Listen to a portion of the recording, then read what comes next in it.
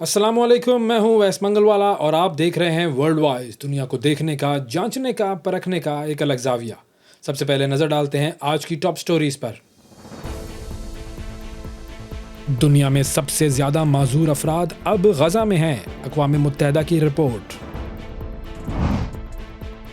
Colombia میں دہشت گردی کے 2 واقعات، 18 افراد ہلاک۔ اسکاٹ لینڈ میں مسجد پر حملہ کرنے کا منصوبہ، 17 سالہ نوجوان کو 10 سال قید کی سزا۔ کیا افغانستان میں اب بچیاں دینی تعلیم بھی حاصل نہیں کر پائیں گی؟ اور پنجاب میں 50% جننگ فیکٹریز غیر فعال ہو گئیں، ایکسپورٹس کا کیا ہوگا؟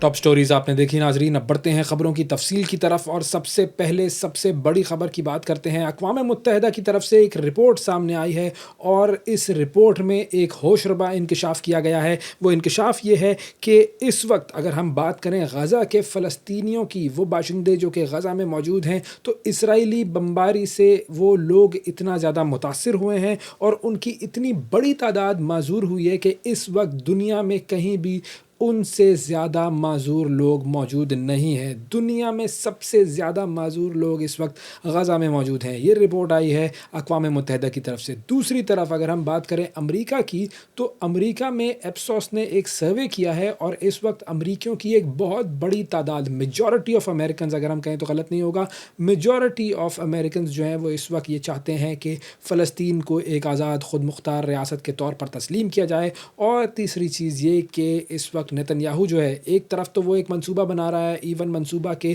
کسی طریقے سے فلسطین کی جو آزاد ریاست ہے اس کا تصور دنیا سے ختم کر دیا جائے، لیکن دوسری طرف اس نے یہ حکم نامہ بھی جاری کیا ہے کہ مذاکرات جو کہ فلسطینی معاملے پر ہو رہے تھے حماس سے، وہ مذاکرات دوبارہ شروع کیے جائیں۔ یہ پوری صورتحال کیا ہے، اس پر آئیے دیکھتے ہیں ایک چھوٹی سی رپورٹ۔ غزہ جنگ میں اسرائیل کی مسلسل شہریوں پر بمباری، غزہ میں معذور افراد کی تعداد دنیا میں سب سے زیادہ ہو گئی۔ اقوام متحدہ نے رپورٹ جاری کر دی۔ غزہ میں جاری جنگ نے فلسطینیوں کی زندگی کو اجیرن بنا دیا۔ رپورٹ میں ایک بار پھر اسرائیلی مظالم بے نقاب۔ اقوام متحدہ کے مطابق صرف حالیہ جنگ کے دوران تقریباً 4800 افراد کے اعضاء کاٹنا پڑے۔ متاثرین میں بچوں کی تعداد زیادہ ہے۔ جنگ سے پہلے ہی غزہ میں 2000 سے زائد افراد معذوری کی زندگی گزار رہے تھے۔ غزہ کا سب سے بڑا اسپتال الشفا بھی کھنڈرات میں تبدیل ہو چکا۔ طبی شعبے پر شدید دباؤ ہے، مصنوعی اعضاء اور ماہر سرجنز کی کمی ہے، جبکہ بنیادی سہولتوں تک رسائی بھی نہ ہونے کے برابر ہے۔ بچوں میں جسمانی معذوری کے ساتھ نفسیاتی مسائل میں بھی تیزی سے اضافہ ہو رہا ہے۔ ادھر غزہ میں جاری اسرائیل کے مظالم کے خلاف امریکی بھی بول پڑے۔ امریکیوں کی اکثریت نے فلسطینی ریاست کے حق میں رائے دے دی۔ سروے کے مطابق 58% امریکیوں کا ماننا ہے کہ اقوام متحدہ کے تمام رکن ممالک کو فلسطین کو بطور ریاست تسلیم کرنا چاہیے۔ سروے کے دوران غزہ جنگ بندی کی امید بھی ظاہر کی گئی۔ اسرائیلی وزیر اعظم نیتن یاہو کو جنگ بندی کے لیے عالمی دباؤ کے ساتھ اندر سے بھی شدید تنقید کا سامنا ہے۔ نیتن یاہو نے غزہ جنگ بندی مذاکرات فوری شروع کرنے کی ہدایت کر دی، لیکن یہ نہیں بتایا کہ جنگ بندی مذاکرات کی ہدایت کس کو دی ہے۔ اسرائیلی وزیر اعظم کا دفتر بھی کسی بھی ہدایت سے لا علم نکلا۔ وزیر اعظم کے دفتر سے جاری بیان کے مطابق فی الوقت اسرائیلی وفد قطر یا مصر بھیجنے کا کوئی منصوبہ نہیں۔ آگے بڑھتے ہیں اور رخ کرتے ہیں کولمبیا کا، جہاں پر ٹیررزم کے 2 سیپریٹ واقعات ہوئے ہیں، 2 الگ الگ واقعات ہوئے ہیں، جن میں 18 لوگ ہلاک ہوئے ہیں اور درجنوں لوگ ایسے ہیں جو کہ زخمی ہیں۔ یہ دونوں واقعات کولمبیا میں ہوئے۔ یہ واقعات کیا تھے آپ کو بتاتے ہیں جی۔ سب سے پہلے تو ایک واقعہ پیش آیا کولمبیا کی ایک ویسٹرن سٹی ہے جس کا نام ہے کالی۔ وہاں پر ایک کار بام جو ہے وہ پھٹا، جس میں 6 لوگ ہلاک ہوئے اور 60 لوگ ہیں تقریباً جو کہ زخمیوں کا فگر سامنے آیا ہے اتھارٹیز کے مطابق۔ ایک واقعہ تو یہ ہوا۔ دوسرا واقعہ جمعرات کو پیش آیا، ایک پولیس ہیلی کاپٹر پر ایک ڈرون اٹیک ہوا اور اس ڈرون اٹیک کی وجہ سے تقریباً 12 لوگ جو ہیں وہ میڈلن شہر میں ہلاک ہوئے ہیں۔ تو اور اس میں بھی ظاہر ہے کافی لوگ ایسے ہیں کہ جو کہ زخمی ہوئے ہیں، تو ٹوٹل جو 18 لوگ ہیں ان کے ہلاک ہونے کی اطلاعات ہیں کولمبیا میں۔ اچھا، اب کولمبیا میں جن گروپس کے ساتھ اس پورے معاملے کو جوڑا جا رہا ہے ان میں سب سے بڑا گروپ ہے وہ ہے revolutionary armed forces of Columbia. یہ ایک ایسا گروپ ہے جو کہ اس وقت انتہا پسندی کی طرف چلا گیا ہے کولمبیا میں اور اس طرح کے واقعات کر رہا ہے، اور اگلے سال وہاں پر الیکشنز ہیں، الیکشنز کو بھی کافی زیادہ خطرہ لاحق ہے، اور جو کالی جو شہر ہے اس کے جو میئر ہیں انہوں نے اس پورے شہر میں ایمرجنسی نافذ کر دی ہے، بلکہ مارشل لاء جو ہے وہ انہوں نے نافذ کر دیا ہے۔ اگر ہم شہر کی بات کریں تو کولمبیا کا تیسرا بڑا شہر ہے، وہ تیسرا سب سے زیادہ آبادی والا شہر ہے، اور وہاں پر انہوں نے یہ بھی اناؤنس کر دیا ہے کہ جی بڑے ٹرکس شہر میں نہیں آ سکتے ہیں، اور اگر کسی کو کسی قسم کی دہشت گردوں کے بارے میں معلومات ہیں وہ اطلاع دے، $10,000 کا انعام بھی وہاں پر جو ہے اس کا اناؤنسمنٹ کیا گیا ہے۔ آگے بڑھتے ہیں اور بات کرتے ہیں اسکاٹ لینڈ کی، جہاں پر ایک نوجوان کو عدالت سے سزا سنائی گئی ہے، اور اس نوجوان کا جرم تھا ایک مسجد پر دہشت گردی کا حملے کا جو منصوبہ ہے وہ اس لڑکے نے بنایا تھا۔ اس لڑکے کی چونکہ عمر کم ہے اسی لیے اس کا نام ظاہر نہیں کیا گیا، لیکن منصوبہ اس کا سنیے کہ کتنا خطرناک منصوبہ تھا۔ 17 سالہ یہ نوجوان ہے اور اس کو 10 سال قید کی سزا سنائی گئی ہے یہ منصوبہ بنانے پر۔ گلاسگو میں جو جج ہیں انہوں نے اس پوری سماعت کے دوران جو ریمارکس دیے وہ یہ تھے کہ ملزم نے انتہائی شیطانی منصوبہ بنایا تھا، اور 10 سال قید کے بعد جب یہ باہر نکلے گا تو بھی 8 سال تک اس کی نگرانی کی جائے گی اس لڑکے کی۔ یہ پورا جو ہے وہ اس کا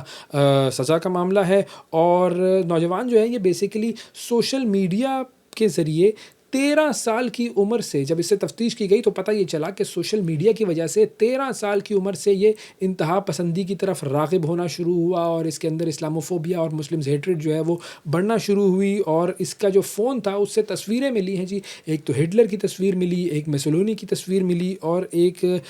ناروے میں ایک دہشت گردانہ حملہ ہوا تھا جو کہ حملہ کرنے والا شخص تھا اینڈرس بروک، اس کی بھی تصویر، اور یہ تمام لوگوں کے ناموں کی فہرست ملی ہے۔ یہ ان لوگوں سے انسپائرڈ تھا، اور تفتیش میں انکشاف یہ ہوا کہ اس کا پلان یہ تھا کہ یہ مسجد پر پہلے حملہ کرے گا اور پھر اس کے بعد وہاں پر جو نمازی موجود ہیں ان کو یہ آگ لگا دے گا۔ یہ اس کا مذموم منصوبہ تھا، اور اس کو جنوری میں گرفتار کیا گیا تھا اس لڑکے کو، اور اس کے پاس سے پھر اسلحہ بھی ملا تھا، اور گرفتاری سے قبل اس لڑکے نے مسجد کے جو امام تھے ان سے کانٹیکٹ کیا تھا، اور ان امام صاحب کو اس لڑکے نے یہ کہا تھا کہ میں اسلام قبول کرنا چاہتا ہوں، اسلام کی طرف راغب ہوں، اور اس کا بیسکلی مقصد یہ تھا کہ امام صاحب کو یہ اعتماد میں لے لے اور مسجد تک یہ رسائی حاصل کر سکے۔ لیکن اب اس کو 10 سال کی قید جو ہے وہ سنا دی گئی ہے، اور 10 سال کے بعد 8 سال تک یہ مکمل طور پر نگرانی میں رہے گا۔ اور اب رخ کرتے ہیں افغانستان کا، جہاں سے ایک ایسی خبر سامنے آئی ہے جس نے یہ بات ثابت کر دی ہے کہ افغانستان میں جو اس وقت طالبان کی حکومت موجود ہے اس کو دین اسلام کا کچھ نہیں معلوم، اور اس کا دین اسلام سے کسی قسم کا کوئی واسطہ نہیں ہے۔ افغانستان کی جو طالبان حکومت کے سربراہ ہیں ہیبت اللہ اخندزادہ، انہوں نے کابینہ اجلاس میں لڑکیوں کی جو پہلے اسکولوں کے اوپر جو تعلیم تھی اس پہ پابندی تھی، اب انہوں نے ایک بات کی ہے، اور انہوں نے اسکولوں میں تعلیم پر پابندی کے ساتھ ساتھ جو دینی مدارس میں لڑکیاں جاتی تھیں ان کی تعلیم پر بھی پابندی لگانے کی بات کی ہے۔ یہ رپورٹ سامنے آئی ہے، افغانستان انٹرنیشنل کی یہ رپورٹ ہے، اور اس رپورٹ کے مطابق 2 وزراء نے یہ بتایا ہے کہ امیر طالبان نے 2 ہفتے قبل جو کیبنٹ کا اجلاس ہے اس میں یہ بات کی تھی کہ خواتین کا مذہبی تعلیم کے لیے مدرسے جانا یہ شرعی طور پر جائز نہیں ہے۔ اب یہ بات جو ہے وہ منسوب کی جا رہی ہے ہیبت اللہ اخندزادہ سے، اور افغانستان انٹرنیشنل کی یہ رپورٹ ہے، اور ایک اور وزیر نے اس بات کی تصدیق کی کہ امیر نے اس طرح کا بیان دیا ہے، اور یہ بات بھی سامنے آ رہی ہے کہ کچھ لوگ ایسے بھی ہیں، کچھ لوگ ایسے سینسیبل موجود ہیں وہاں کی کیبنٹ میں جو یہ کہتے ہیں کہ اس طرح نہیں ہونا چاہیے، کیونکہ اسلام جو ہے وہ کہتا ہے کہ تعلیم حاصل کرنا مرد اور عورت پر فرض ہے، اور بیسکلی ہماری تو جو امید تھی وہ یہ تھی کہ اب اسکول کھل جائیں گے اور لڑکیاں جو ہیں وہ جو دنیاوی تعلیم ہے وہ حاصل کرنے کے لیے اسکولوں کالجوں میں بھی جائیں گی، لیکن اس کے برعکس یہ بات سامنے آ رہی ہے کہ اب اسکولوں اور کالجوں کے ساتھ ساتھ ان کی جو دینی تعلیم ہے اس پر بھی پابندی لگ جائے گی، اور جو خواتین کے حوالے سے جو دنیا کے شکوک ہیں افغانستان کے حوالے سے وہ بالکل یوں کہیے کہ سچ ہوتے ہوئے سامنے آ رہے ہیں، کہ ان کے حوالے سے ان لوگوں کی جو ذہنیت ہے خواتین کے حوالے سے وہ یہ ہے کہ خواتین جو ہیں ان کو کسی قسم کا کوئی حق نہیں ہے کہ وہ تعلیم حاصل کر سکیں, کام کر سکیں یا شاید زندہ بھی رہ سکیں. یہ ہے طالبان کا معاملہ. اور اب رخ کرتے ہیں اسرائیل کا, جہاں پر اس وقت ایک ایسا منصوبہ بنایا جا رہا ہے جس کا مقصد یہ ہے کہ فلسطین کی جو آزاد ریاست کا تصور ہے وہ بالکل ختم کر دیا جائے. یہ منصوبہ ہے نیتن یاہو کا ناپاک منصوبہ, اور اس منصوبے کا مقصد ہے غزہ پر قبضہ کرنا, ویسٹ بینک پر قبضہ کرنا اور فلسطین کی ریاست کو بالکل, اس کے تصور کو بالکل ختم کر دینا. ساری دنیا اس منصوبے کی مخالفت کر رہی ہے, لیکن نیتن یاہو جو ہے وہ اپنے مذموم مقاصد کو پورا کرنے کے لیے جتا ہوا ہے. یہ منصوبہ کیا ہے؟ E1 منصوبہ, اس کی تفصیل کیا ہے اور کس طریقے سے یہ امپلیمنٹ کیا جائے گا, اور یہ امپلیمنٹ کیا بھی جا سکے گا یا نہیں, اس پر ہم بات کریں گے. منصور جعفر صاحب ہمارے ساتھ موجود ہیں, سینئر صحافی اور تجزیہ کار ہیں. السلام علیکم منصور صاحب. وعلیکم السلام. بہت شکریہ سر, آپ کا پروگرام کے لیے آپ نے وقت نکالا. سب سے پہلے میں چاہوں گا کہ اگر آپ اس منصوبے کے بارے میں ہمارے ناظرین کو تھوڑا گائیڈ کر سکیں کہ یہ E1 منصوبہ جو ہے یہ کیا منصوبہ ہے, کیا اس کے خد و خال ہیں, اور اس منصوبے کے جو بیسک مقاصد ہیں وہ کیا ہیں؟ کہ اس منصوبے سے مراد اس وقت جو انتہا پسند کابینہ کے کچھ ارکان ہیں وہ بنیادی طور پہ جو یہودی آباد کاری کا ایک جال بن رکھا ہے انہوں نے غرب اردن کے علاقے میں, ویسٹ بینک کے علاقے میں, اسی کو وہ ایک نئی جہت دینا چاہتے ہیں. اور یہ جو E1 منصوبہ ہے یہ بنیادی طور پہ مغربی کنارے اور القدس کے درمیان کا جو علاقہ ہے وہاں پہ ایک بڑی یہودی بستی, بڑی یہودی آباد کاری کا منصوبہ جو ہے اس کو بیان کرتا ہے. اور اس کا مقصد یہی ہے کہ جس طریقے سے ایک دیرینہ مطالبہ ہے عالمی برادری کا اور اقوام متحدہ کی قراردادوں کا کہ جس کے تحت ایک آزاد خود مختار فلسطینی ریاست, ایک ایسی ریاست کہ جو کنٹیگوس ہو, جس کی سرحدیں ایک علاقے کے دوسرے کے ساتھ ملتی ہوں, وہ کٹی پٹی نہ ہو, وہ ریاست جو ہے وہ قائم کی جائے. لیکن اس منصوبے کے اگر یہ روبہ عمل آتا ہے اور اس پر عمل درآمد ہو جاتا ہے, اسرائیلی حکومت اس پر کامیابی حاصل کر لیتی ہے, تو ایسی صورت میں جیسے آپ نے اپنے انٹرو میں بتایا کہ وہ جو فلسطینی ریاست کا خواب ہے وہ بالکل ایک قصہ پارینہ بن کے رہ جائے گا, اور وہ ریاست قائم نہیں ہو پائے گی. کیونکہ اس ریاست کے حوالے سے جو ایک بنیادی مطالبہ ہے فلسطینیوں کا وہ یہی ہے کہ اس کا آزاد ریاست کا دارالحکومت جو ہے وہ مقبوضہ مشرقی بیت المقدس کا علاقہ ہو. اس یہودی آباد کاری کے بعد اس علاقے تک رسائی جو ہے وہ زمینی طور پہ تو بالکل ناممکن ہو جائے گی. یہی وجہ ہے کہ اس ریاست کے جتنے بھی مطالبات اس وقت تک ہمارے سامنے آئے ہیں, یا اس وقت یورپی جو ممالک فرانس کی قیادت میں, آسٹریلیا کی قیادت میں, کینیڈا کے ساتھ مل کر اس وقت جو فلسطینی ریاست کو تسلیم کرنے کے اعلانات کر رہے ہیں, یہ ان کا بھی ٹھٹھا اور مذاق اڑانے کے مترادف ہے کہ آپ کس ریاست کو تسلیم کرنے جا رہے ہیں. اس ریاست کی تو زمین پہ کوئی نہ وجود ہے نہ سرحدیں ہیں, اور ہم تو اس ریاست کے اندر جو ریاستیں آباد کر رہے ہیں یہودی آباد کاری کی شکل میں, اپنے سیٹلمنٹ منصوبوں کی شکل میں, تو پھر ایسی صورت پہ میں سمجھتا ہوں وہ ریاست کہاں قائم ہوگی. یہ اس وقت سوال بہت بڑا سوال ہے. اور اس وقت جس انداز سے غزہ کو ملمیٹ کرنے کے بعد اور خاص طور پہ اس کے مختلف علاقوں کے بڑے حصوں پہ قبضے کے جو اعلانات کیے جا رہے ہیں وہ بھی اسی جو ایک سو کالڈ لارجر ایجنڈا ہے کہ جس کے تحت فلسطینیوں کی جو ریاست ہے اس کے تعمیر کے جتنے بھی اسباب ہیں, جتنے بھی عوامل ہیں, وہ تمام کے تمام جو ہیں وہ ملیہ میٹ ہو جائیں گے. اور اس کے بعد فلسطینیوں کے یہ ریاست کے نعروں کی شکل میں زندہ رہیں گے, زمین پہ شاید اسے کوئی عملی شکل نہ دی جا سکے.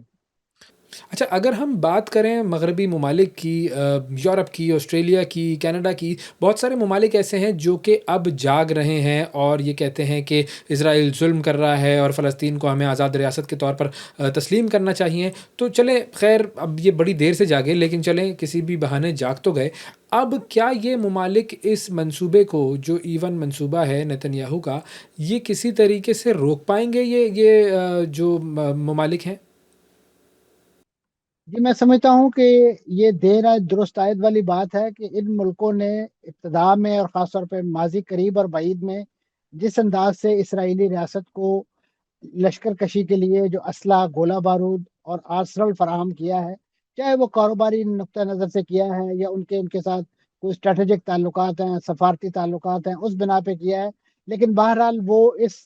اسرائیل کو اس مقام تک لانے اور اس انتہا پسندی کی راہ پر گامزن کرنے میں انڈائریکٹلی وہ بھی شریک جرم ہیں. اب کیونکہ ان کے اپنے ہاں اس وقت پورے یورپ کے اندر بھی ایک بے چینی پائی جاتی ہے عوام کے اندر، اور خاص طور پہ امریکہ جیسے ملک کے اندر بھی، جہاں آپ نے دیکھا کیمپسز کے اندر کیمپ لگ گئے، مظاہرے ہونے لگے، سو مچ ہو کہ اسرائیل امریکہ کو بہت سخت اقدامات لینے پڑے، جو غیر ملکی طلبہ ہیں ان پر آنے پہ پابندی عائد کر دی گئی، اسی طریقے سے جو ان کے امیگریشن کے لاز ہیں وہ سخت کر دیے گئے، اور وہاں پہ جو آلریڈی لوگ ہیں ان کی بھی بڑے پیمانے پہ نگرانی، تو وہاں پہ جو ایک انریسٹ ہے اس کو تھوڑا سا سودنگ افیکٹ دینے کے لیے یہ فلسطینی ریاست کو تسلیم کرنے کے اعلانات جو ہیں وہ دیکھنے میں آ رہے ہیں۔ تو اس کے بعد میں سمجھتا ہوں کہ عملی صورت اگر وہ چاہتے ہیں یہ ممالک کہ یہ فلسطینی ریاست واقعی قائم ہو، تو انہیں کم از کم یہ باشگاف انداز میں، یہ دو ٹوک انداز میں یہ اعلان کرنا ہوگا کہ وہ آئندہ اسرائیلی ریاست کو ایسا گولہ بارود، ایسا اسلحہ فراہم نہیں کریں گے کہ جو فلسطینیوں کی نسل کشی کے لیے اور فلسطینی علاقوں کو تہہ بالا کرنے کے لیے، چاہے وہ ان کے بلڈوزر ہوں، چاہے ان کی دیگر انفراسٹرکچرز ہوں، وہ اس میں مددگار یا سہولت کار نہیں بنیں گے۔ ایسی صورت میں تو میں سمجھتا ہوں کہ اسرائیل اپنے اس فیصلے، جس کو وہ ایون منصوبے کے تحت انٹروڈیوس کروا رہا ہے، اس پر 10 بار دوبارہ غور کرنے کے لیے مجبور ہوگا۔ لیکن اگر تو ڈھاک کے وہی جو وہ کہتے ہیں پات، اس کی صورت میں انہوں نے اپنا پرانی روش بھی جاری رکھنی ہے، اپنا اسلحہ اور گولہ بارود بھی فراہم کرنا ہے، بیچنا ہے اسرائیل کو، اور اس کے ساتھ ساتھ یہ بھی توقع رکھنی ہے کہ وہ اپنی فلسطینی ریاست قائم کرنے کی اور اسے تسلیم کرنے کی جو ایک سفارتی کوشش ہے اس کو کوئی عملی جامہ پہنا سکیں گے۔ تو میں سمجھتا ہوں یہ ایک انتہائی احمقانہ سوچ اور ایک احمقانہ خیال ہوگا۔ ان دونوں یعنی جو متضاد چیزیں ہیں اس کی موجودگی میں میں سمجھتا ہوں یہ ممالک جو اس وقت اسرائیل کے ساتھ ایک تناؤ کی کیفیت میں ہیں اور فلسطینیوں کے ساتھ ایک اظہار یکجہتی کرنا چاہتے ہیں، وہ اس وقت تک اس کو عملی جامہ نہیں پہنا سکتے جب تک وہ اپنے اس ماضی پر شرمندہ نہ ہوں، اور اس کے ساتھ ساتھ مستقبل کے حوالے سے ایسے دو ٹوک اعلانات نہ کریں کہ جس کے تحت اسرائیل کی واقعی ڈپلومیٹک آئسولیشن اور خاص طور پہ اس کا جو معاشی ناطقہ اور اس کے ساتھ ساتھ جو اس کا عسکری مقاطعہ وہ نہ کیا جائے، اس وقت تک میں سمجھتا ہوں یہ اعلانات صرف اعلانات ہی رہیں گے۔ اچھا، ایک اور فیکٹر جس پر میں بات کرنا چاہوں گا وہ ہے حماس کا فیکٹر۔ ہم جانتے ہیں کہ حماس جو ہے اس کی طرف سے بہت زیادہ ریزسٹنس ہوئی، لیکن اب امریکہ کی طرف سے بھی اور نیتن یاہو کی طرف سے بھی بار بار یہ بات کہی جاتی ہے کہ جی ہم نے حماس کو کافی ویک کر دیا ہے۔ تو کیا حماس واقعی ویک ہو چکے ہیں؟ کیا اتنے ویک ہو چکے ہیں کہ وہ یہ منصوبہ جو ہے اس کے حوالے سے کسی قسم کی کوئی ریزسٹنس کا مظاہرہ نہیں کریں گے؟ دیکھیں جی، جہاں تک تو حماس کا تعلق ہے یا دیگر مزاحمتی تنظیموں کا تعلق ہے، وہ اس وقت میدان میں موجود ہیں۔ اس میں کوئی شک نہیں کہ 22-23 ماہ کی جو مسلسل اسرائیلی جارحیت ہے اس کے نتیجے میں ان کی سپلائی چین اور ان کا جو انفراسٹرکچر اور اس کے ساتھ ساتھ ان کی جو لیڈرشپ اور ان کی جو فائٹنگ کیڈر جو ہے اس میں بڑا ڈنٹ پڑا ہے، اس میں کوئی شک نہیں۔ لیکن آپ اگر پچھلے کوئی ایک ہفتے کا اگر جائزہ لیں غزہ کے اندر ہونے والی کارروائیوں کا، تو آپ کو اندازہ ہوگا کہ اس وقت بھی مزاحمت کار جو ہیں وہ مل جل کر اکٹھے ہو کر جو ہے اسرائیل کی فوج پر کاری ضرب لگا رہے ہیں، انہیں مختلف گھات لگی ہوئی کارروائیوں کا نشانہ بنا رہے ہیں، جس میں بڑی بڑی ڈبل فگر جو ہیومن لاس فیٹلٹیز ہیں وہ اسرائیل کے اینڈ پہ رپورٹ ہو رہی ہیں، اور اسرائیل اس کو پبلک بھی کر رہا ہے۔ ماضی میں اس سے وہ انکار کرتا چلا آیا ہے، کیونکہ آج کے دور میں جس انداز سے گوریلا وارفیئر نے بہت ہی ایک ماڈرن شکل اختیار کر لی ہے کہ یہ مجاہدین اپنی ان کارروائیوں کو باقاعدہ فلم بند کرتے ہیں، ان کی عکس بندی کرتے ہیں، اور اس کے بعد سوشل میڈیا کے ذریعے اور مختلف اپنے ہم خیال ٹی وی چینلوں کے ذریعے جو ہے وہ براڈ کاسٹ بھی کرتے ہیں۔ تو یہ ایک اس بات کی بین ثبوت ہے کہ مزاحمت اس وقت بھی موجود ہے، اگرچہ اس کا حدت، اس کے شرارے میں کسی حد تک کمی آئی ہے، لیکن اس کے ساتھ ساتھ میں سمجھتا ہوں جو عزم اور ثبات حماس کی اور مزاحمت کاروں کی جو مذاکراتی ٹیم دکھا رہی ہے وہ اس وقت لائق تحسین ہے کہ اتنے پریشر جس میں امریکہ سمیت دنیا کا ہر ملک جو ہے ان پر دباؤ ڈال رہا ہے، خاص طور پہ وہ مذاکرات میں سہولت کاری کرنے والے ممالک بھی جو ہیں، چاہے وہ مصر ہو، قطر ہو یا سعودی عرب ہو، وہ بھی انہیں ایک طریقے سے دباؤ میں لانے کی کوشش بھی کرتے ہیں، لیکن وہ اپنے اصولی موقف سے اور خاص طور پہ جو ان کی ڈیمانڈز ہیں اس سے 1 انچ بھی بچ نہیں ہوتے ہیں۔ اور یہی وجہ ہے کہ اس مذاکرات کے عمل میں وہ ہر مرتبہ جو ہے وہ اپنی شرائط پر سوری اسرائیل کو گھٹنے ٹیکنے پہ مجبور کرتے ہیں، لیکن اسرائیلی حکومت پر جب داخلی طور پہ دباؤ آتا ہے اور ان کے انتہا پسند وزراء ان کی حکومت سے نکلنے کی دھمکیاں دیتے ہیں، جس سے نیتن یاہو کو سیاسی شکست اور موت دکھائی دیتی ہے، تو وہ دوبارہ انہی معاہدوں سے، انہی جنگ بندی کے جو اعلانات ہیں اس سے وہ پہلو تہی کرتے ہیں، سوری، اور آج تک یہی ہم دیکھ رہے ہیں۔ اچھا، اب ایک اینگل اور ہے، وہ ہے نیتن یاہو کی جو پولیٹیکل سچویشن ہے اس وقت اسرائیل میں، اس کے خلاف بہت زیادہ مظاہرے ہو رہے ہیں، کافی لوگ اس کے مخالف ہیں، تو وہ اپنی جو سیاست ہے اس کو بچانے کے لیے اس پورے معاملے کو طول دے رہا ہے، تو اب اس کے حوالے سے یہ بتائیے گا کہ کیا وہ اس منصوبے کو پریکٹیکلی امپلیمنٹ کر پائے گا، کیونکہ جو اس کی پوزیشن ہے پولیٹیکل، وہ تو اس سے تو ایسا نہیں لگ رہا۔ قطن نہیں جی، اس وقت نیتن یاہو صاحب کی جو سیاسی پوزیشن ہے وہ انتہائی دگرگوں ہے، وہ تقریباً آپ سمجھ لیجئے 3 ووٹوں پر جو ہے وہ اس وقت بینک کرتی ہے، جو انتہا پسند وزراء ہیں، جو ان کی کابینہ میں بھی شامل ہیں، سلامتی کونسل، جو ان کی قومی سلامتی کے وزیر اور ان کے جو وزیر فائنانس ہیں، وہ اس وقت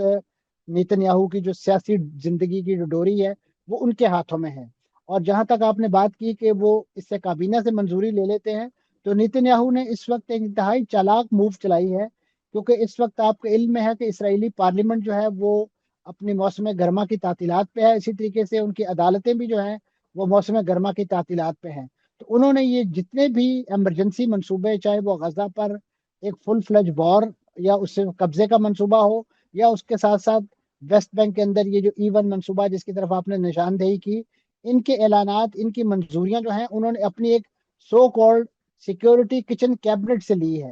اور انہوں نے پارلیمنٹ یا کنیسٹ سے اس کی منظوری نہیں لی، اس وجہ سے کہ وہ اس وقت سیشن میں ہی نہیں ہے، تو وہ اسے ایک ہنگامی، جس سے کہ ہمارے ہاں یہاں پہ بعض قانون سازیاں آرڈیننس کے تحت ہوتی ہیں، تو انہوں نے ایک ایمرجنسی، جنگی ایمرجنسی کا سہارا لیتے ہوئے یہ اپنے نام نہاد فیصلے جو ہیں ان کو پوری اسرائیلی عوام اور قوم پر مسلط کرنے کی کوشش کی ہے، جس کے خلاف آپ نے خود جیسے فرمایا کہ اس وقت اسرائیل کے اندر بڑے پیمانے پہ مظاہرے ہو رہے ہیں،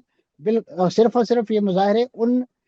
قیدیوں کے لواحقین کے نہیں ہیں کہ جو اس وقت حماس کی یا مزاحمت کاروں کی قید میں ہیں، بلکہ اس میں عوام بڑے پیمانے پہ جو اس وقت نیتن یاہو کے خلاف جو سپریم کورٹ میں جو ان کے خلاف کرپشن کا مقدمہ چل رہا ہے اس میں وہ ماخوذ ہیں، اور آپ کے علم میں ہوگا کہ نیتن یاہو کے خلاف یہ کیس جو ہے انڈائٹمنٹ کا بالکل 100% تیار ہے، اور اگر آج وہ اس جنگ کے معاملے کا سہارا نہ لے عدالت کے اندر اور اسے ایک یعنی ایک دلیل کے طور پہ اپنے حق میں وہاں استعمال نہ کریں، تو عدالت جو ہے وہ انہیں اگلے ہی لمحے جیل کی سزا سنا سکتی ہے، ان کے خلاف ایک فیصلہ صادر کر سکتی ہے۔ اس وقت نیتن یاہو اس جنگ کو نہ صرف اپنی سیاسی بقا کے لیے بلکہ اپنی حکومت کے بچانے اور اپنی کرپشن کے مقدمے سے جو جان چھڑانے کے لیے بھی جو ہے ایک کور کے طور پہ، ایک ڈھال کے طور پہ استعمال کر رہے ہیں، تو یہ بات اس وقت اسرائیلی عوام کو بھی بخوبی معلوم ہو چکی ہے، کیونکہ جتنے بڑے پیمانے پہ اس جنگ سے اس وقت فلسطینیوں کو نقصان پہنچا ہے، اس کا بہت بڑا نقصان جو ہے، ایک ریفلیکشن جو ہے وہ اسرائیلی معاشرے پر بھی پڑی ہے، وہاں سے بڑے پیمانے پہ ریورس مائگریشن شروع ہو گئی ہے، ان کی اکانومی کو بڑے پیمانے پہ دھچکا لگا ہے، اور خاص طور پہ اس وقت اگر امریکہ کی طرف سے ایک کیش فلو نہ موجود ہو، تو آپ کے علم میں ہے کہ وہاں پہ جتنے بڑے پیمانے پہ فلائٹس کی بندش ہے، اسی طریقے سے جو سستی لیبر انہیں انہی فلسطینی علاقوں سے ملتی تھی وہ بھی اب ملنا محال ہے، تو ایسی صورت میں پورے کا پورا جو نظام زندگی، اور اس سے بڑھ کر آپ دیکھیے کہ اس غزہ کی جنگ اور اس کے بعد ایران کے ساتھ جو سینگ پھنسائے ہیں اسرائیل نے، اس کے نتیجے میں فلسطینیوں کی جو ایک نارمل زندگی ہے وہ اب پرتعیش ان کے فارم ہاؤسز پہ گزرنے کے بجائے وہ زیر زمین سرنگوں میں گزر رہی ہے، جس کی وجہ سے ایک انتہائی بے چینی کی کیفیت جو ہے وہ اکراس اسرائیل اور تقریباً ہر segment of society of Israel جو ہے اس میں پائی جاتی ہے۔ اور فائنلی میں یہ جاننا چاہوں گا کہ ڈونلڈ ٹرمپ کی آپ نے بات کی، اب ڈونلڈ ٹرمپ جو ہے اس کے حوالے سے کچھ لوگ یہ کہہ رہے ہیں کہ اس کا جو اب انٹرسٹ ہے وہ سارا ہمیں نظر آ رہا ہے یوکرین اور روس کی جنگ کو رکوانے کے لیے، تو اس وقت اس نے نیتن یاہو کو فری ہینڈ دے دیا ہے کہ جو تم چاہو کرو، اور اس کا انٹرسٹ اس وقت اس پورے معاملے میں نہیں ہے، فلسطین والے معاملے میں۔ دیکھیے جی، میں سمجھتا ہوں کہ اس سے بڑی سادگی شاید کوئی نہ ہو کہ ہم یہ سمجھیں کہ امریکہ نے جو ہے اس اسرائیل کے معاملے کو یا اسرائیل کی سرپرستی کو کہیں تاکہ نسیاں میں ڈال دیا ہے، یا وہ اس سے پہلو تہی کر رہا ہے۔ اسرائیل تو امریکہ کی جو کارنر پالیسی ہے اور جو خارجہ پالیسی ہے اس کا کارنر سٹون ہے، वहाँ पे कोई भी हुकूमत हो, डेमोक्रेट्स की हो, रिपब्लिकन्स की हो, वो कभी भी इस इशू को जो है वो बैक बर्नर पे नहीं डाल सकते। और इनकी इनकी जो मदद है, इमदाद जो है, दामे दिरहमे सुखने कदमे जो है, वो अपना फर्ज ऐन समझते हैं। यही वजह है कि उन्होंने दीगर जंगों की बंदिश के हवाले से जो बड़ा क्रेडिट लेने की कोशिश की है, जहां उनकी एक टेलीफोन कॉल जो है, बल्कि उनका इशारा अबरू जो है, वो ही काफ़ी है नेतन्याहू को बो डाउन करने के लिए और उन्हें हथियार फेंकने पर मजबूर करने के लिए। वहाँ वो एक बड़ी टेक्टफुल साइलेंस, और मैं समझता हूँ यानी जैसे वो अगर गैर पार्लिमानी सा लफ्ज मीसनेपन का मुजाहरा कर रहे हैं, तो उसके बाद दुनिया को शायद वो अपने इन इकदामात के जरिए वो बावर कराने में बुरी तरह नाकाम है। क्योंकि जिस तरीके से इस पूरे इशू के गिर्द रैली होने वाले अमेरिकन अवाम, तलबा, इंटेलिजेंशिया, अपने थिंक टैंक्स, उनकी राय को वो जिस तरीके से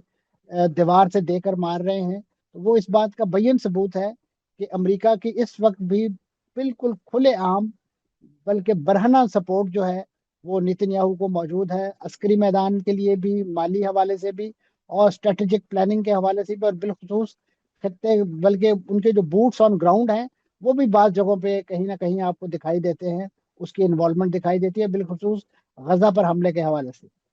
बहुत शुक्रिया अदा करेंगे। मंसूर जाफ़र साहब हमारे साथ मौजूद थे, सीनियर तज्ज़ियाकार, और उनसे बात हो रही थी कि ये जो E1 मंसूबा है ये किस कदर एक घिनौना और मज़मूम मंसूबा है और नेतन्याहू के मकासद क्या हैं। अब ये मकासद जो हैं वो पूरे होते हैं या नहीं होते, ये वक्त बताएगा। बड़ी तशवीशनाक ख़बर सामने आई है और ये तशवीशनाक ख़बर ऐसी है कि मुल्क की तारीख़ में पहली मर्तबा ऐसा हुआ है कि पंजाब में 50% जो जिनिंग फैक्ट्रीज़ हैं वो बंद हो चुकी हैं, गैर फ़ाल हो चुकी हैं। अब ये इतना संगीन मामला है क्योंकि ज़ाहिर है जब हम पाकिस्तान की बात करते हैं, पाकिस्तान एक टेक्सटाइल बेस्ड मुल्क है, टेक्सटाइल एक्सपोर्ट्स पाकिस्तान की काफ़ी ज़्यादा हैं, काफ़ी सारे ममालिक में होती हैं। तो ये सारा जो मामला है ये पाकिस्तान की एक्सपोर्ट्स को, टेक्सटाइल की इंडस्ट्री को कितना नुकसान पहुँचाएगा, इस हवाले से हम बात करते हैं। हमारे साथ मौजूद हैं आसिफ इनाम साहब जो कि साबिक चेयरमैन हैं एप्टमा के, all Pakistan textile mills association के। अस्सलाम वालेकुम सर, बहुत शुक्रिया आपका, प्रोग्राम के लिए आपने वक्त निकाला। अब ये मुल्क की तारीख़ में पहली मरतबा हुआ है 50% जिनिंग फैक्ट्रीज़ पंजाब में गैर फ़ाल हो गई हैं। ये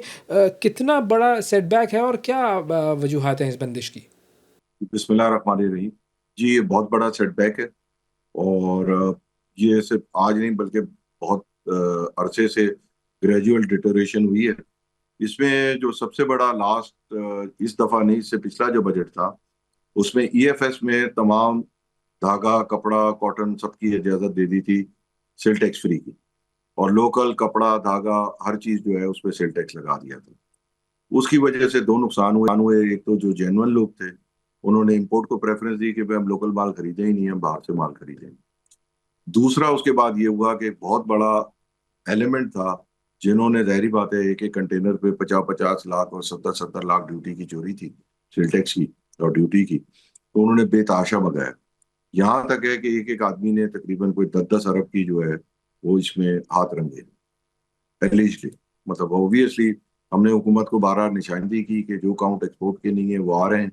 चेयरमैन एपीआर साहब ने भी खुद कहा जो मीटिंग थी कि जी 0.25% of Pakistan export in fine count पे मबनी है। तो बहरहाल अब इस बजट में अनाउंस हुआ कि 13 जून को कि जी ये ईएफएस की लेवल प्लेइंग फील्ड कर दी है और रुई, कपड़ा और धागे के ऊपर जो है वो सेल टैक्स का निफाज हो जाएगा।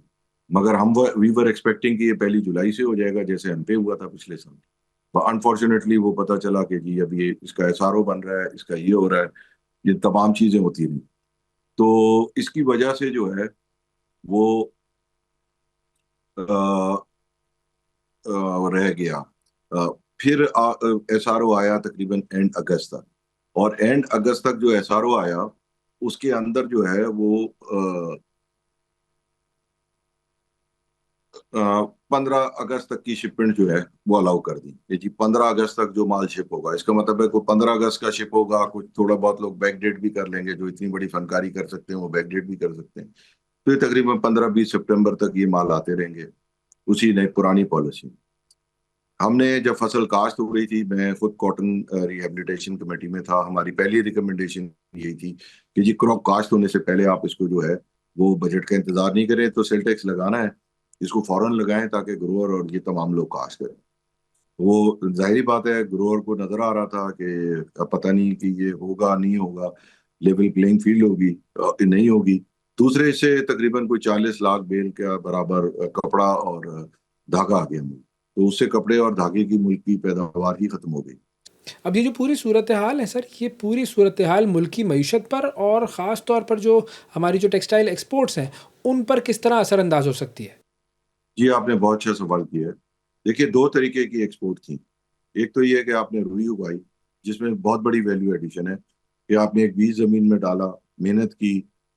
اس پہ فرٹیلائزر لگائی، پانی لگایا، اور ایک آپ نے 60-70 سینٹ پر پاؤنڈ کی چیز پروڈیوس کی. اس کا دھاگا بنا وہ $1 کا بن گیا، پھر اس کا کپڑا بنا وہ $1.5 کا بن گیا، ڈائی ہوا وہ 2 کا بن گیا، پھر وہ جب گارمنٹ بنتا تھا وہ $3-3.5 میں چلا جاتا تھا. تو یہ ویلیو ایڈیشن کی چیز تھی.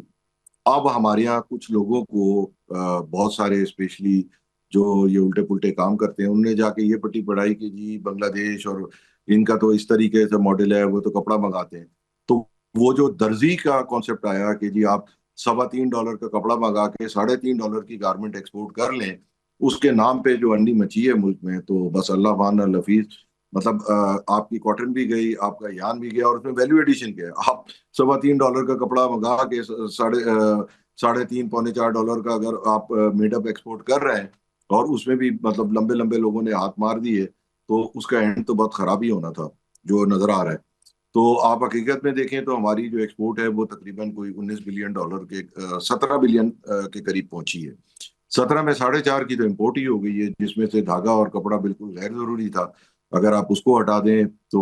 آپ کا تقریباً $2-2.5 بلین جو ہے وہ ضائع ہوا ہے. $2.5 بلین اس پروسپیکٹ میں دیکھیں کہ اگر ہمارا $400 بلین کا جی ڈی پی ہے تو ہم نے 0.6% of our G D P growth جو ہے وہ سیکریفائی کر دی، کیونکہ امپورٹ جو ہے وہ اس میں سے مائنس ہو جاتی ہے آپ کی جی ڈی پی سے.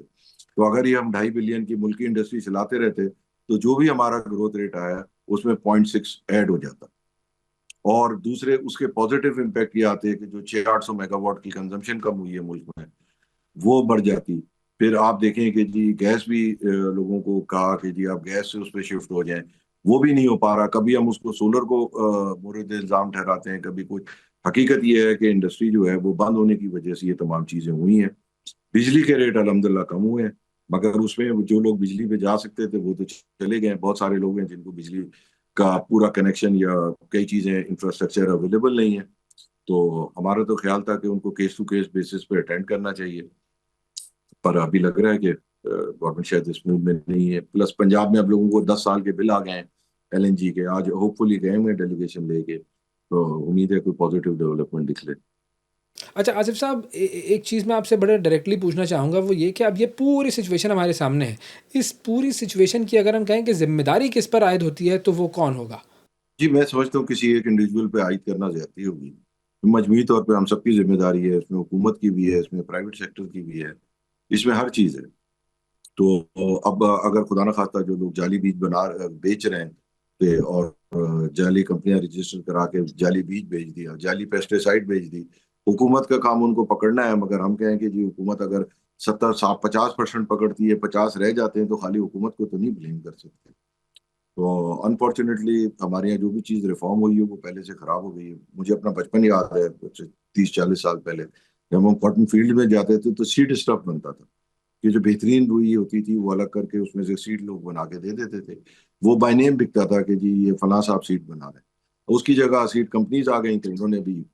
بہرحال اس میں جو پازیٹیو ڈیولپمنٹ ہے، let's forget the history, let's see what is ahead. جو ہائبرڈ سیڈز ہیں وہ الاؤ ہو گئے، باہر کے سیڈ آنے الاؤ ہو گئے.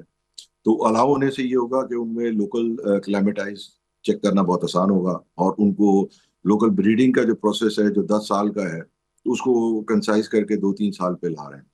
تو کوئی بڑی بات نہیں ہے. پاکستان میں 1.5 کروڑ کی بیلوں کی بھی کراپ ہوئی بھی ہے، تو دوبارہ ہو جائے تو کوئی بڑی بات نہیں ہے. آپ کی 1.5 بلین کی کراپ ہی جو ہے وہ آپ کی کوئی $5-6 بلین کی کراپ ہو جاتی ہے. تو اس سے آپ جب ویلیو ایڈیشن کریں گے تو آپ کو صحیح ویلیو ایڈیشن ملے گی. اور فائنلی سر، اب جو صورتحال بارشوں کی ہمارے سامنے ہے، مزید بارشوں سے ایک مرتبہ پھر جو کپاس کی فصل ہے وہ متاثر ہونے کا خدشہ ہے، تو اب ایسی صورتحال میں کیا حکمت عملی ہونی چاہیے؟ देखिए बारिश तो ये तो मानसून का सीजन है, इत्तेफाक से 14 तारीख को खत्म हो जाता है, अभी लंबा खिंच गया।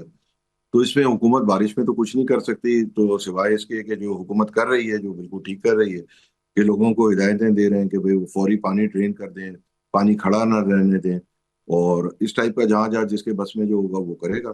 तो वो तो सिर्फ गाइड ही कर सकते हैं ना कि व्हाट यू कैन डू, और वो कर रहे हैं। मतलब ये आपके एक्सटेंशन डिपार्टमेंट वगैरह की कोशिश तो बहुत है, और इसमें मैं समझता हूँ कि जो नेशनल लेवल पे हमारे फूड सिक्योरिटी वाले मिनिस्टर हैं, और मजबूरी तौर पे आपके पूरी हुकूमत में तो ये कॉन्सेप्ट पाया जाता है। आप देखें कि हाईएस्ट, जो जिस कमेटी में मैं भी था, ये हाईएस्ट लेवल पे बनी थी वजीर आजम साहब की, उन्होंने खुद उसको उसके मिनट्स थे, फॉलो अप अच्छा हुआ, बड़े जल्दी 1-1.5 महीने में ही सारी चीजें फाइनल होके दी गई थी। बहरहाल इम्प्लीमेंटेशन में जाहिर बात है मल्टीपल डिपार्टमेंट हैं इन्वॉल्व, तो वो ईएफएस वगैरह खत्म होने में देर लग गई, वरना मेरे ख्याल में काश्त और बेहतर हो जाती है। दूसरे, जब एक स्टेज आती है कि जब ग्रोअर को नजर आता है कि उसकी यील्ड ही कम है, तो फिर व्हाट ही कैन से, मतलब माल तो अगर 14 मन उतरना है या 18 मन उतरना है, तो वो फिर दिल छोड़ देता है, फिर वो कॉस्ट में बचाता है कि भाई 14 का 18 का 17 हो जाए, पर मेरी कॉस्ट कम हो जाए, तो then he start saving there. तो जब तक हम ये 50-60 मन पे, which is nothing in term of ये हमारा सारा इरीगेटेड एरिया है, तो वो बहुत आसान है। प्लस नए इलाकों पे भी काम हो रहा है, क्योंकि अब बहुत सारे शहरी इलाकों में सब्जी की भी प्रॉब्लम आ गई है, और बहुत सारी सब्जियां वगैरह होस्ट होती हैं उन चीज़ों की कि जो कपास को मुतासिर करती हैं। वाइट फ्लाई, भिंडी लगी हो तो वाइट फ्लाई वो भिंडी पे आएगी, तो वो कॉटन पे आ जाएगी। तो हमें ऐसे नए इलाके भी चाहिए कि जहाँ पे सब्जियां और ये सब चीज़ें नहीं काश्त हो रही हों, दूर दूर तक सिर्फ कॉटन हो,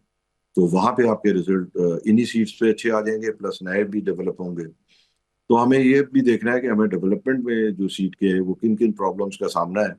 ये पाकिस्तान के जो नेटिव पेस्ट हैं वो सिर्फ 7-8 थे, तो अब दुनिया में जो 22-23 जो भी कॉटन के पेस्ट हैं, उसमें एक छोड़ के सारे आ गए। तो now you have to develop varieties which is, ये तकरीबन सिर्फ पाकिस्तान नहीं, ऑलमोस्ट सारी दुनिया में यही हुआ है, क्योंकि अब चीज़ें डिस्टेंसेस बहुत कम हो गए हैं, चीज़ें आ जा सकती हैं हर जगह। तो अनफॉर्चुनेटली सारी दुनिया को ये प्रॉब्लम फेस करने पड़े। तो इस वजह से जो सीट की डेवलपमेंट है वो भी एक चैलेंजिंग टास्क बन गया है। बहुत शुक्रिया अदा करेंगे आसिफ इनाम साहब हमारे साथ मौजूद थे, साबिक चेयरमैन एप्टमा। और टेक्सटाइल्स बहुत बड़ा अहम शोबा है पाकिस्तान की एक्सपोर्ट्स के हवाले से। इस पर अगर हम तवज्जो नहीं दे रहे तो इसका मतलब ये है कि हम खुद अपने पैरों पर कुल्हाड़ी मार रहे हैं। नाज़रीन, आज के प्रोग्राम में इतना ही। आपसे अगले प्रोग्राम में फिर मुलाकात करेंगे, उस वक्त तक के लिए इजाज़त दीजिए। अल्लाह हाफ़िज़।